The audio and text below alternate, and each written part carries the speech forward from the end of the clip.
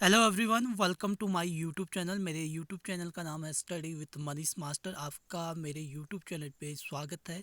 आज हम बात करेंगे करंट अफेयर के बारे में। तो भारत सरकार के आगामी लक्ष्य क्या क्या रखे गए हैं, उसका लक्ष्य जो है कुछ इम्पोर्टेंट क्वेश्चन होते हैं। तो इससे रिलेटेड एक दो क्वेश्चन पूछ लेते हैं, कभी कभी बहुत कम मात्रा में पूछते हैं लेकिन पूछते ज़रूर हैं। तो उससे संबंधित जितने भी क्वेश्चन बनेंगे हम उसके बारे में डिस्कस करेंगे। तो पहला क्वेश्चन है, काला बाजार को पूरी तरह समाप्त करने का लक्ष्य। ठीक है, काला बाजार मीन्स जहाँ पे जो है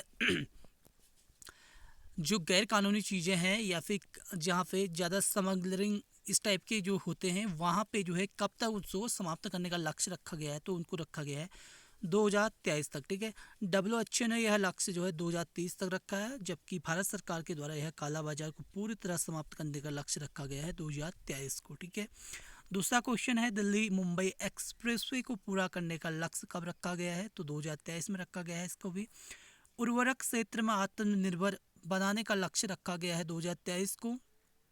और उसके बाद जो उर्वरक क्षेत्र है ना, ये काफ़ी इंपॉर्टेंट है, कई बार पूछा जाता है इस टाइप के क्वेश्चन, क्योंकि हम ध्यान नहीं देते ऐसे क्वेश्चनों पे। जिस पे हम ध्यान नहीं देते वही क्वेश्चन जो है काफ़ी इंपॉर्टेंट कभी। तो उसके बाद अगला क्वेश्चन है, ब्रॉड गेज रूट को 100% विद्युतीकरण करने का लक्ष्य कब तक रखा गया है। तो ये रखा गया है 2023 तक। पूर्वोत्तर के सभी राज्यों की राजधानियों को रेल नेटवर्क से जोड़ना, ये 2023 तक रखा गया है। कृषि में शून्य डीजल उपयोग तथा नवीनीकरण ऊर्जा के इस्तेमाल का लक्ष्य रखा गया है 2024 तक। ठीक है, और उसके बाद है, सबके लिए आवास मुहैया कराना, यानी कि पहले लक्ष्य 2022 तक निर्धारित था ये, लेकिन अब बढ़कर कितना हो गया है 2024 तक। ठीक है, तो ये क्वेश्चन काफ़ी इंपॉर्टेंट बन जाता है, क्योंकि कभी कभी पूछ लेता है कि इसका लक्ष्य कब तक था। तो उसमें ऑप्शन रखा 2022 तक लक्ष्य था, बट जो है इसको बढ़ाया गया है कब तक, 2024 तक। ठीक है, अगला क्वेश्चन है, डिजिटल रेडियो लॉन्च करने का लक्ष्य कब तक रखा गया है। तो ये रखा गया है 2024 तक। अगला क्वेश्चन है, हर घर में हर घर में नल से जल या स्वच्छ जल की आपूर्ति 2024 तक रखेगी इसे भी। अगला क्वेश्चन है, सड़क दुर्घटनाओं से होने वाले मौतों को 50% तक कम करने का लक्ष्य रखा गया है 2024 तक। भारतीय अर्थव्यवस्था को $5 ट्रिलियन इकोनॉमी बनाने का लक्ष्य रखा गया है 2024 और 25 के बीच। ठीक है, ये क्वेश्चन इंपॉर्टेंट है गाइस, क्योंकि भारतीय अर्थव्यवस्था से संबंधित भी कभी क्वेश्चन पूछ लेता है। तो भारतीय अर्थव्यवस्था को $5 ट्रिलियन इकोनॉमी बनाने का लक्ष्य कब तक रखा गया है, 2024 और 25 के बीच। ठीक है, अगला क्वेश्चन है, सभी गाँव में ऑप्टिकल फाइबर बिछाने का लक्ष्य रखा गया है 2025 तक। भारत को टीबी मुक्त देश बनाना 2025 तक। पेट्रोल में एथेनॉल को 20% मिश्रित करने का लक्ष्य रखा गया है 2025 तक। 100 मीट्रिक टन कोयला गैसीकरण प्राप्त करने का लक्ष्य रखा गया है 2023 तक। ये क्वेश्चन काफ़ी बार पूछा गया है, ये यूपीएससी में भी पूछा गया है, कई बार करंट अफेयर में भी पूछा गया है। तो ये क्वेश्चन कई बार इंपॉर्टेंट लगता है मुझे। तो 100 मीट्रिक टन कोयला गैसीकरण प्राप्त करने का लक्ष्य कब तक रखा गया है, 2030 तक। ठीक है, 500 गीगावाट अक्षय ऊर्जा प्राप्त करने का लक्ष्य जो है 2023 तक रखा गया है इसे भी। और 280 गीगावाट सौर ऊर्जा प्राप्त करने का लक्ष्य रखा गया है 2030 तक। विश्व की तीसरी सबसे बड़ी अर्थव्यवस्था बनाने का लक्ष्य रखा गया है 2030 तक। सेवा क्षेत्र में $1 ट्रिलियन निर्यात का लक्ष्य रखा गया है 2030 तक। कुल कार्बन उत्सर्जन में 1 अरब टन की कमी रखा गया है 2030 तक। भारत से पूर्ण रूप से मलेरिया उन्मूलन 2030 तक। कुल वाहन में 30% इलेक्ट्रिक वाहन करने का लक्ष्य रखा गया है 2030 तक। HIV एड्स को खत्म करने का लक्ष्य रखा गया है 2030 तक। भारतीय रेलवे को नेट जीरो कार्बन एमिशन या फिर ग्रीन रेलवे बनाने का लक्ष्य रखा गया है 2030 तक। हाइड्रोफ्लोरोकार्बन के उपयोग को 80% तक कम करने का लक्ष्य रखा गया है 2047 में। भारत को ऊर्जा स्वतंत्र बनाने का लक्ष्य 2047 तक रखा गया है। और भारत द्वारा नेट जीरो का लक्ष्य रखा गया है 2070 तक। ठीक है, ये क्वेश्चन इंपॉर्टेंट है, भारत द्वारा जो है नेट जीरो का लक्ष्य रखा गया है 2070 तक। मुंबई शहर में शून्य कार्बन उत्सर्जन का लक्ष्य रखा गया है 2050 तक। ठीक है, तो ये क्वेश्चन इंपॉर्टेंट है, इसमें से एक क्वेश्चन तो कब पक्का पूछता है, वो आने वाले एग्जाम के लिए काफ़ी इंपॉर्टेंट है। तो इससे रिलेटेड कुछ इंपॉर्टेंट और क्वेश्चन है और उनके बारे में भी बात कर लेते हैं। देखिए, जो भी क्वेश्चन होते हैं वो जो है एग्जामिनर क्रम वाइज तो नहीं पूछता है, कभी कभी जो है कुछ क्वेश्चन पूछ लेता है, ठीक है। तो पहले बात करेंगे हम वैक्सीन के बारे में। तो पिछले पेपर का है ये 10/2022 का, उससे रिलेटेड एक दो क्वेश्चन बन जाए क्या पता। तो उसके बारे में भी बात करते हैं। वैक्सीन के प्रकार में कौन सम्मिलित है कह रहा है। तो कोवैक्सीन जो है निष्कृत रोग जनक आधारित वैक्सीन है, ये आपका राइट हो जाएगा। कोविशील्ड जो है mRNA वैक्सीन है, ये गलत है। स्पुतनिक वी जो है विषाणु रोगवाहक आधारित वैक्सीन है, ये सही हो जाएगा। तो क्वेश्चन एक बार पूछा गया था पुलिस कांस्टेबल में यूकेपीएससी के द्वारा, तो कोविशील्ड किसके द्वारा बनाई गई है तो ये क्वेश्चन पूछा गया था कोविशील्ड के बारे में। तो उसके बारे में किसने सीरम इंस्टीट्यूट का आंसर था उसका। तो अगला क्वेश्चन देखते हैं। यूनिकॉर्न कंपनी क्या है। तो $1 बिलियन से अधिक मूल्य वाली निजी स्टार्टअप कंपनी को हम क्या कहेंगे, यूनिकॉर्न कंपनी कहेंगे, ठीक है। यूनिकॉर्न कंपनी क्या है, $1 बिलियन से अधिक मूल्य वाली निजी स्टार्टअप कंपनी। सामान्यतः 30x30 यानी 30 × 30 लक्ष्य के रूप में ज्ञात एक वैश्विक पहल प्रतिबिंबित करता है। क्या करता है, कम से कम 30% ग्रह को 2030 तक बचाया जाना चाहिए, ठीक है। लोफर निम्न आवृत्ति व्यू के बारे में सही है, यह विश्व का सर्वाधिक शक्तिशाली रेडियो एंटीना है। देखिए लोफर के बारे में पूछ सकता है, तो यह विश्व का सर्वाधिक शक्तिशाली रेडियो एंटीना है, क्या, लोफर। मध्य पूर्व चतुष्क में भारत के अतिरिक्त कौन कौन से अन्य देश सदस्य देश हैं। तो आपका हो जाएगा इजराइल, यूएई और यूएसए, ठीक है। यूएसए अमेरिका हो जाएगा आपका, यूएई संयुक्त अरब अमीरात और इजराइल, ठीक है। तीनों देश क्या हैं मध्य पूर्व चतुष्क में भारत के अतिरिक्त कौन कौन से अन्य देश सदस्य हैं। तो पूछेगा कौन कौन से, इजराइल, यूएई और यूएसए, ठीक है। पिनाका समर्च किसे निर्देशित करते हैं। तो ये करते हैं रॉकेट प्रमोचक प्रणाली को। देखिए कुछ क्वेश्चन इंपॉर्टेंट हैं और कुछ क्वेश्चन जो है काफ़ी हाई लेवल की भी हैं, क्योंकि एक हाई लेवल के क्वेश्चन जो है कभी कभी पूछ भी दिया जाता है। जैसे कि पुलिस कांस्टेबल कुछ क्वेश्चन जो थे काफ़ी हार्ड थे। कई लोग कह रहे थे कि नॉर्मल क्वेश्चन है, बट नॉर्मल क्वेश्चन नहीं थे, कुछ हार्ड भी थे, ठीक है। जैसे कि 70% जो है नॉर्मल क्वेश्चन थे, उसके बाद जो है हार्ड क्वेश्चन आ गए थे। तो उसके बाद अगला क्वेश्चन है कि निम्न कथनों के बीच में कौन सही है कह रहा है, दिए गए कथनों में से कौन सही है। तो पहला है भारत ने 1971 में बांग्लादेश की मुक्ति से पहले ही बांग्लादेश की मान्यता प्रदान कर दी थी। तो ये आपका राइट हो जाएगा, क्योंकि भारत ने 1971 में बांग्लादेश की मुक्ति से पहले ही बांग्लादेश को मान्यता प्रदान कर दी थी।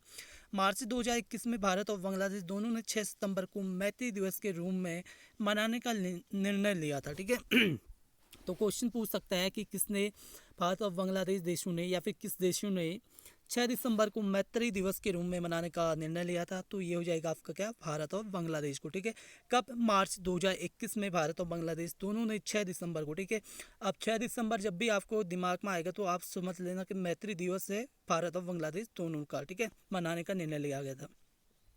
किस देश के साथ भारत ने लगभग 6 लाख AK-203 राइफलें बनाने का एक करार पर हस्ताक्षर किए हैं। तो एक ये हैं रूस पे, ठीक है। एंजेला मर्केल के बाद जर्मनी की चांसलर कौन बने। देखिए जर्मनी के बारे में काफ़ी क्वेश्चन पूछे जाते हैं कभी कभी। तो जर्मनी की जो चांसलर थी पहले एंजेला मर्केल थी, उसके बाद जो है ओलफ सोल्ज थे, ठीक है। इससे क्वेश्चन हिटलर से संबंधित हो जाते हैं, क्योंकि हिटलर जर्मनी का था। उससे जो हिटलर काफ़ी फेमस हो चुका था, क्योंकि उसने काफ़ी क्रूर शासक की नीति अपनाई थी। तो उसके बारे में भी आपको पढ़ना पड़ेगा, कब सेकेंड वर्ल्ड वार हुआ, क्यों हुआ, किसके लिए हुआ, पेरिस की संधि कब हुई, और कई ऐसे क्वेश्चन होते हैं जो इम्पोर्टेंट होते हैं, उनके बारे में भी आपको पढ़ना पड़ेगा। फिलहाल आगे को बात करते हैं। निम्न कथनों में से कौन सा सही कह रहा है। देखिए नीलमणि फुक्कन जूनियर 56 ज्ञानपीठ पुरस्कार भी जीता है, यस, ये बिल्कुल राइट हो जाएगा आपका। दामोदर मौजो जो कि 97 ज्ञानपीठ पुरस्कार विजेता है, ये भी सही हो जाएगा। देखिए 56वें ज्ञानपीठ पुरस्कार की बात करेगा तो नीलमणि फुक्कन की बात करना, और 57 की ज्ञानपीठ पुरस्कार की बात करेगा तो दामोदर मौजो हो जाएगा, ठीक है। ये दोनों काफ़ी इंपॉर्टेंट है, इनमें से एक भी पूछ सकता है, नहीं भी पूछ सकता है, कुछ भी हो सकता है, क्योंकि हमें पता नहीं होता कि कौन से क्वेश्चन पूछेगा ना पूछेगा। हमारा काम है कर्म करना, और कर्म करने के साथ ही हम आगे को बढ़ेंगे, ठीक है। तो अगला क्वेश्चन है अनिल मेनन के संबंध में सही कथन कौन सा है। देखिए अनिल मेनन जो है, यह जो है अंतरिक्ष यात्री बनाए जाने के लिए नासा द्वारा चुने गए चिकित्सक है, ठीक है। क्वेश्चन पूछ सकता है वह अंतरिक्ष यात्री जो नासा द्वारा चुने गए चिकित्सक थे कौन थे। तो वो थे अनिल मेनन। ठीक है, अनिल मेनन का नाम क्यों इन्होंने इम्पोर्टेंट कर रखा है करंट अफेयर में, तो ये इंडिया से हैं इसकी वजह से। ठीक है, हो सकता है कि वो अंतरिक्ष यात्री कौन है जिन्हें नासा द्वारा चुना गया चिकित्सक है, वो है अनिल मेनन। ठीक है, भारत का पहला मानव अंतरिक्ष मिशन 2023 में प्रारंभ किया जाएगा, इसका नाम क्या है? गगनयान। ठीक है, ये गगनयान जो है काफ़ी इंपॉर्टेंट है, ये भी इसे भी याद रखना आप। तो भारत का पहला मानव अंतरिक्ष मिशन 2023 में प्रारंभ किया जाएगा, इसका नाम क्या है? तो गगनयान। ठीक है, याद रखना गगनयान आ जाएगा आपका पहला मानव अंतरिक्ष मिशन 2023 में। ठीक है, इसके बाद किस टीम ने वरिष्ठ महिला राष्ट्रीय फुटबॉल चैंपियनशिप 2021 जीती थी? तो ये जीती थी मणिपुर का। 20 के भी पूछ लेता है, 20 के भी पूछ लेता है कभी कभी। तो मैंने पिछली बार एक एसएससी का पेपर दिया था, उसमें जो है 2019-18 से भी क्वेश्चन पूछे गए थे।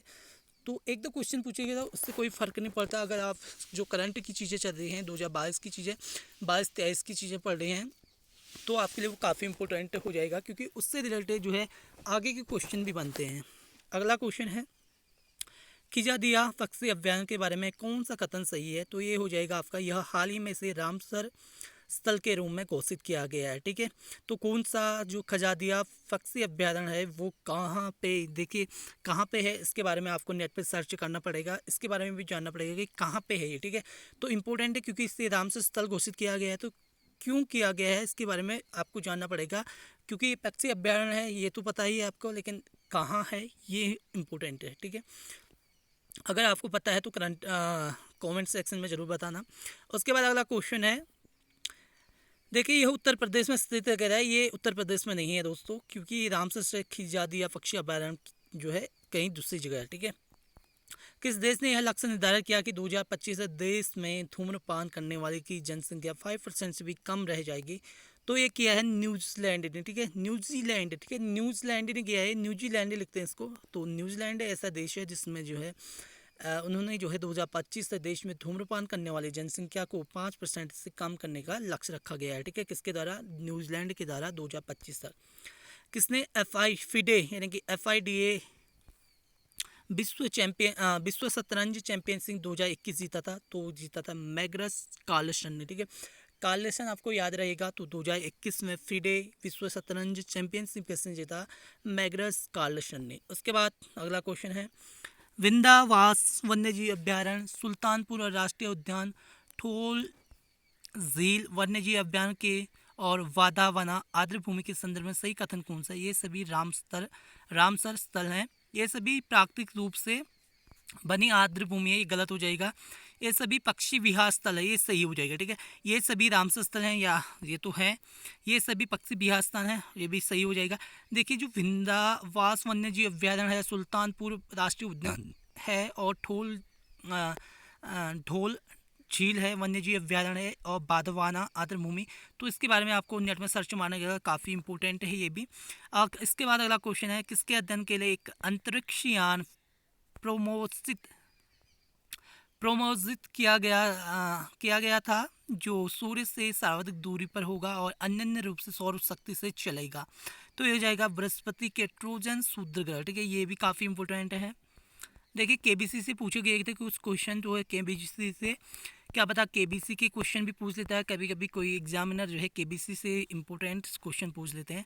देखते हैं, अक्टूबर 2022 में प्रधानमंत्री श्री नरेंद्र मोदी जी ने किस राज्य में महाकाल लोक गलियारे का उद्घाटन किया था? तो ये मध्य प्रदेश में किया था। तो दूसरा क्वेश्चन है, किस श्री नितिन गडकरी ने अक्टूबर 2022 में लखनऊ में निम्नलिखित में से किस सत्र का उद्घाटन किया? भारतीय सड़क कांग्रेस का। ठीक है, तो पूछ सकता है कहाँ पे किया? लखनऊ में किया। ठीक है, किसने किया? नितिन गडकरी ने किया। कब किया? अक्टूबर 2022 में। देखिए डेट कम पूछता है वो, क्योंकि उसे भी पता होता है कि डेट सभी को याद नहीं रहता है, एग्जामिनर को भी डेट याद नहीं रहता है, लेकिन उससे रिलेटेड क्वेश्चन पूछ सकता है। ठीक है, विदेश मंत्री एस जयशंकर ने अगस्त 2022 में किस देश की राजधानी में महात्मा गांधी की प्रतिमा का अनावरण किया था? देखिए इसका आंसर हो जाएगा प्रागवे। ठीक है, प्रागवे देश में जो है एस जयशंकर ने जो है विदेश मंत्री जो है हमारे, उन्होंने अगस्त 2022 में महात्मा गांधी की प्रतिमा का अनावरण किया था। कहाँ पे? प्रागवे में, प्रागवे देश की राजधानी में। ठीक है, अगला क्वेश्चन है, PM डेव आइन किस क्षेत्र के लिए प्रधानमंत्री की विकास पहल है? ये पूर्वोत्तर के लिए। ठीक है, पूर्वोत्तर जो भारत है वहाँ के लिए जो है प्रधानमंत्री जी ने जो विकास पहल की थी पीएम डेव आइन, ठीक है, ये भी इम्पोर्टेंट है काफ़ी। इनमें से कौन से खिलाड़ी 2022 में राज्यसभा के लिए निर्वाचित हुए थे गाइस, ये काफ़ी इंपॉर्टेंट है। तो हरभजन सिंह हो जाएंगे आपके ये, क्योंकि कई बार जो है ऐसे क्वेश्चन दे सकता है कि जिससे हमें लगता है कि हरभजन सिंह नहीं हो सकते, अदरवाइज हो सकते हैं। तो ये आपको इम्पोर्टेंट है, कौन से खिलाड़ी 2022 में राज्यसभा के लिए निर्वाचित हुए थे, हरभजन सिंह। 2022 में साहित्य के लिए नोबेल पुरस्कार विजेता एनी एनॉक्स की राष्ट्रीयता क्या है, जो फ्रांसीसी हैं उनको क्या मिला था, नोबेल पुरस्कार मिला था साहित्य के लिए, ठीक है, ये भी काफ़ी इंपॉर्टेंट है। अगला क्वेश्चन, सितंबर 2022 में पुरुषों के आईसीसी 2020 रैंकिंग में किस भारतीय बल्लेबाज ने रैंक 2 प्राप्त किया, तो ये किया था सूर्य कुमार यादव ने, ठीक है। सितंबर 2022 में पुरुषों के आईसीसी 2020 रैंकिंग में किस भारतीय बल्लेबाज ने रैंक 2 प्राप्त किया था, सूर्य कुमार यादव ने, ठीक है। जो क्वेश्चन मैं दोबारा रिपीट कर रहा हूँ वो काफ़ी इंपॉर्टेंट है, इसलिए दोबारा रिपीट कर रहा हूँ उसको। और उसके बाद अगला क्वेश्चन है, देखिए झूलन गोस्वामी के बारे में भी काफ़ी इंपॉर्टेंट है, ये भी काफ़ी इंपॉर्टेंट है, जो भारतीय क्रिकेटर हैं, महिला क्रिकेटर हैं। तो इन्होंने एक दिवसीय क्रिकेट में जो है सर्वाधिक यानी कि 255 विकेट लेने के बाद संन्यास लिया है। तो उनके बारे में पूछ सकता है कि झूलन गोस्वामी किससे संबंधित हैं, या फिर किस 255 विकेट लेने वाली कौन सी ऐसी महिला खिलाड़ी है, तो हो जाएगी झूलन गोस्वामी, ठीक है। बॉलर हैं, काफ़ी अच्छी बॉलिंग करते थे ये। कौन सी राज्य सरकार ने साहित्यिक उत्कृष्टता के लिए लेखकों को विक्रम बंकिम पुरस्कार प्रदान किया है, तो पश्चिम बंगाल हो जाएगा। ये भी इम्पोर्टेंट है दोस्तों। सितंबर 2022 में श्री अरविंद केजरीवाल ने किस शहर में प्रदूषण से निपटने के लिए 15 सूत्रीय शीतकालीन कार्य योजना की घोषणा की, तो दिल्ली हो जाएगा, ठीक है। यूनाइटेड किंगडम के राजा के रूप में किंग चार्ल्स तृतीय की पदोन्नति के साथ उनकी रानी पत्नी कौन बनी है, तो बनी कैमिला पार्कर बोल्स। ये तो पूछेगा नहीं कि उनकी वाइफ कौन बनी है मेरे ख्याल से, लेकिन ये पूछ सकता है कि यूनाइटेड किंगडम के राजा के रूप में किसे प्रोन्नति किया गया, तो किंग चार्ल्स तृतीय को, ठीक है। सितंबर 2022 में घोषणा के अनुसार कौन सा राज्य 2023 में भारत की पहली मोटो जीबी रेस आयोजित करेगा, तो करेगा उत्तर प्रदेश, ठीक है। उत्तर प्रदेश काफ़ी डेवलप होने वाला है दोस्तों, तो उससे कई क्वेश्चन पूछ लेता है, चाहे कहीं भी क्वेश्चन हो, चाहे किसी का भी पेपर हो, यूपीएससी बीपीएससी एंड ऑल जितने भी एग्ज़ाम होते हैं इंडिया में, तो पूछ लेता है। उत्तर प्रदेश से भी काफ़ी इंपॉर्टेंट क्वेश्चन पूछ लेता है करंट अफेयर के। तो 2023 में भारत जो है की पहली मोटो जीबी रेस आयोजित करेगा उत्तर प्रदेश। जुलाई 2022 में किस देश ने अपने निर्माणाधीन अंतरिक्ष स्टेशन के लिए वेंटियन नामक अपना दूसरा मॉड्यूल लॉन्च किया, तो चीन, ठीक है। चीन भी काफ़ी डेवलप करने लग गया है अपने देश में, ठीक है। तो इससे भी कई क्वेश्चन पूछ लेता है। तो आपको याद रखना है कि 2022 जुलाई 2022 में निर्माणाधीन अंतरिक्ष स्टेशन के लिए वेंटियन नामक अपना दूसरा मॉड्यूल लॉन्च किया है चीन ने। इनमें से क्या यूक्रेन के उन 4 क्षेत्रों में से एक नहीं है जिसे सितंबर 2022 में रूस ने अपनी कथित अधिकार में ले लिया था। देखिए ये क्वेश्चन तो पूछेगा नहीं, क्योंकि ये क्वेश्चन जो है थोड़ा हार्ड टाइप का है। देखिए वैसे क्वेश्चन का आंसर देखेंगे तो हम डी वाला लीव हो जाएगा, ठीक है, लवीव हो जाएगा, जो जहाँ पे रहे रूस ने जो है अपना अधिकार नहीं कर लिया था, बाकी पे कर लिया था, ठीक है। यूक्रेन के जो क्षेत्र थे इन पे कर लिया था, लेकिन जो लीव है यहाँ पे नहीं किया था। बाकी डेनेटस्क और लुहांस्क, जापोरिया और खेरसोन यहाँ पे कर लिया था। जागरूकता रेडियो श्रृंखला मतदाता जंक्शन 2022 में इसमें से किसके द्वारा शुरू किया गया था, भारत निर्वाचन आयोग द्वारा किया गया था। ये काफ़ी इंपॉर्टेंट है दोस्तों, भारत निर्वाचन आयोग द्वारा जो है जागरूकता रेडियो श्रृंखला मतदाता जंक्शन 2022 जो है शुरू किया गया था।